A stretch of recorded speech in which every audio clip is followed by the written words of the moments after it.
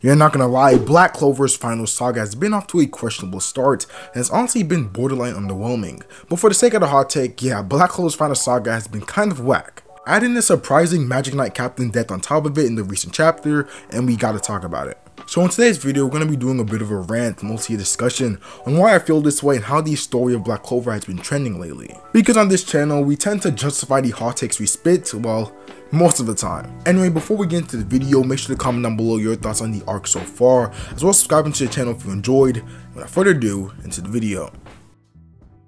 So after an epic blockbuster of an arc with the Spade Kingdom raid, the ending with the defeat of the Devil King was fair at Asta's hands, but the reveal of a much more sinister enemy in the Wizard King mastermind Lucius. And with an 18-month time skip in between, we then start off at Asta's promotion ceremony. Fast forward the usual Black Clover shenanigans, and a heartbreaking yet also beautiful rejection from Sister Lily to Asta, and Lucius finally makes his appearance. He then proceeds to exert his Mega Chad dominance by absolutely destroying Asta. I mean, bro ran his entire hand through the main character's chest, had him choking on his own blood, and managed to take his girl as a soldier right in front of him in his declaration of war against the entire world. And he even had the brainwashed Sister Lily quote unquote kill Asta, or that is what the characters are led to believe, but overall, Asta had one hell of a day. In actuality, he was just teleported to the Land of the Sun, Yami's homeland, and from there vowed to get stronger in order to defeat this new foe. So with a setup like that, you'd assume that we get straight into the war with a few training chapters before, similar to the lead up to the Spade Kingdom raid. But this time we were treated to a 17 chapter arc showcasing Asta's time in the Land of the Sun, Sinnoh country,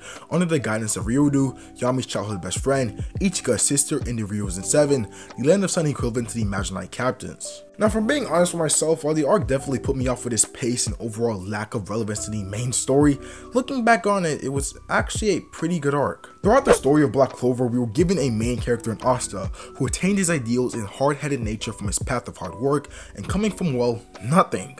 And someone who stuck with those ideals absolutely no matter what. But with the Sinnoh country arc, I believe it might have been the first time, or at least the first time in a while, where we see Asta question himself and feel borderline insecure at his seemingly lack of power and results. Definitely for the first time, he openly thought to himself how Yuno, his rival, would have done better in his position, and how Yuno just kept widening the gap between him and Asta. But it's also in this arc we start to see Asta build back his confidence as well as his power under the guidance of Ichika as he learned Zetin, a technique of the Land of the Sun, and managed to defeat the ancient seven-headed dragon with it, and to show himself in an epic I'm him type panel of the type of Wizard King you want to be, someone who's determined to be the strongest and protect everyone around him. Like I said before, overall it was a pretty great arc with much anticipated backstory on Yami and an interesting group of characters and world building. But this was an arc strictly centered around Asta and his development, which is fine, but because of this, there was absolutely little to no appearances of the Clover Kingdom and the rest of the usual cast of characters. It was back in chapter 336 in the first half of 337 where you got to see the Clover Kingdom's reaction to the death of, remember, who is the main character of the series and the guy who literally saved the entire world like not too long ago. And for the most part, all we got to see was blank expressions of anger and disbelief and a few panels of Yuno wanting to smoke with Lucius, and that's it. As well as Noct and the Black Wolf seeking out to find Asta, but again, that was it. And again, this is the death of the main character of the series. There should have been such a thematic and just overall tone shift of the story, but there wasn't. The story just went off without a hitch. Yami, who literally watched his idol and Lucius or Julius quote unquote kill his student, and all we got was a blank expression? Noel and Mimosa was literally considering confessing their love to Asta minutes before Lucius pulled up, and all we got was blank expressions from them too. Even with Yuno, Asta's best friend, and all we got was him declaring to kill Lucius, but to be honest, that wasn't too out of character for Yuno.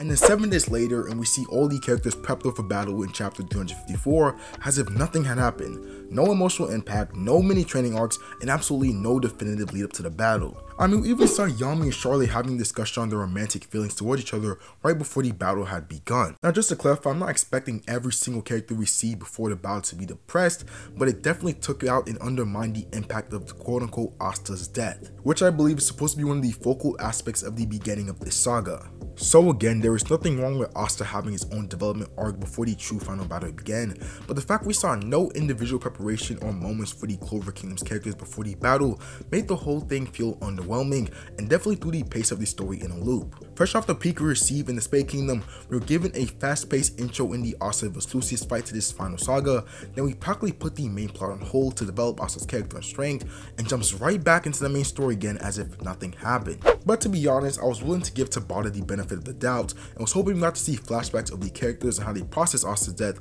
and their training for the battles as they fought their opponents. But with the first actual fight of the war in Yuno vs Lucius, while we saw a much needed flashback of Yuno breaking the news to the orphanage, he proceeds to pull a borderline BS spell out of nowhere that completely turns the table on Lucius and puts Yuno on a whole different tier of power with Neverland, a spell born out of collaboration between Wind Spirit and Star Magic. I mean, you even had this man William Vonges, a character people seem to think is high tier in power, get one-shotted immediately and gives up his captain position to Yuno the moment he stepped on the field. I mean, why is William even still a character at this point? And sure, you could say that there was foreshadowing, although very small, that Belle, Yuno's wind spirit, could stop time back in chapter 20 of the dungeon exploration arc, but even then it wasn't very apparent she could do that and was never done again in the series. Let's fast forward to chapter 356, and not only you have Yuno disrupting the flow of time, thus nullifying Lucius' attacks, but he's literally managing to somehow also weaken all the enemies in the city while strengthening all the allies. Bruh, if you thought Real's Twilight of Valhalla spell back in the Space Kingdom arc was plot armor, then this spell is literally Tabata doing whatever he can to make this a fair fight. Because without this Neverland spell, they were definitely screwed like big time. And in a way similar to Asa's death, we have yet to receive a solid look at how this spell came about. Was it through training in the 7 days, which we never got to see? Did he already have this before Lucius attacked? Instead, the spell simply just spawned, which also just adds into this arc feeling like something without substance, something with really no deeper meaning besides it being the final fight. And if all that wasn't enough, in the next chapter we see the first ever death of Imaginite Captain and Jack's final slash. Now my homeboy Jack the Ripper was easily in my top 10 favorite characters of the series, so maybe my defense of his final moments is biased, but still, where did that come from? I mean, we got absolutely nothing meaningful on Jack before he upped and died. Sure, he got an epic and well done final flash in before his end, but besides a few pages before his death, there wasn't much foreshadowings or signs he was dying. Yeah, he had a hole in his stomach and arm cutter, but be honest, we all expecting Mimosa to come in clutch. So with Tabata finally killing off a captain, honestly something me and a lot of other fans have been expecting, why doesn't this feel, well, meaningful? To be honest, it kind of feels like he killed Jack for the sake of having to kill a captain to show how strong the paladins were and not as a proper end to his character. Which honestly concerns me going forward on how Tabata might do these captains and beloved characters now that this is the final saga and he's probably just itching to kill some characters off. Instead of actually taking the time to build something like a character step up and give them a proper send off, thus avoiding this feeling of just, well, underwhelming. But, and a big but, well, pause, there's also a possibility that Jack might come back as a paladin. Yuno gets a much needed flashback regarding his new spell, and we get to see every other main character and what they've been doing the past few days. Because at the end of the day, it's Tabata and the final arc is just getting started. Call it bad foreshadowing, bad writing, or just lack of substance, whatever it is definitely undermining the vast potential of this final arc and the impact it can bring. And I didn't mean to make this video to hate, just to discuss some of the recent harmful trends I've noticed in Black Clover and what they need to do to fix it. And in that regards, well, just let Tabata cook, I guess. Anyway, this is the end of the video. Definitely prefer these rant/discussion videos over the pretty long ones I've been dropping lately. Overall, thanks for watching the video. Make sure to comment down below your thoughts on the final arc or saga. Subscribe to the channel for more Black Clover content. Follow the Twitter at BasicallyAnime. And with all that said, also gets more girls than your favorite MCs combined. Have a nice day.